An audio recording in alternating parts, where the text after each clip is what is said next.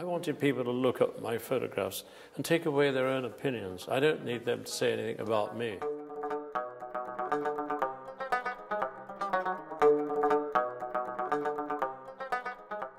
There's nothing extraordinary about my portraits, really.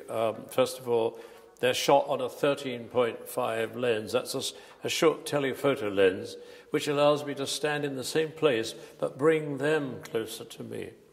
And then the secret of all this is to look into their eyes. And I found that looking into their eyes, that they would do likewise to me and look into my eyes. And then you felt there was a kind of an agreed situation between, and trust, a kind of a trust and an agreed situation, which allowed you to press that button. And when I did these portraits, I never shot, I didn't use a motor winder, I didn't, machine gun these people. I thought it was the dignity that I was bringing to their plight, to their situation, because they're normally victims of war, homeless, suffering people with suffering, loss. And you have to be very careful when you photograph those kind of people. You need to respect their pain. You need to respect them not only as human beings, but what you'll find is if you exercise this cautious approach, you will actually bring out more dignity in them during their suffering and their situation than the average man in the street. It's amazing. That was what I was trying to get from these people, not to strip them of their dignity whilst they were suffering or they were... I wanted to show you that these people still retained the very best quality despite their, their situation.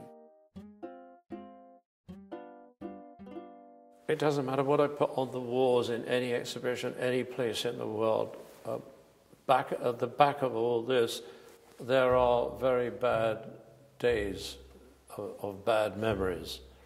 And they relate to the murder of people that I've seen in front of me. Men shot down in groups in Beirut by Christian phalange. Men looking at me with their eyes thinking I can stop it. And men dropping with all their brains hitting the wall behind them and calling for God, their God, looking up just like those Goya-esque kind of eyes.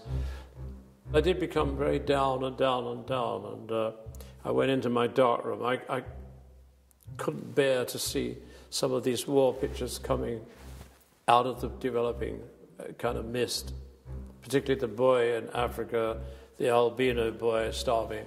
I have these memories that steal the joy of my life's work. But in a nutshell, it's about love and passion.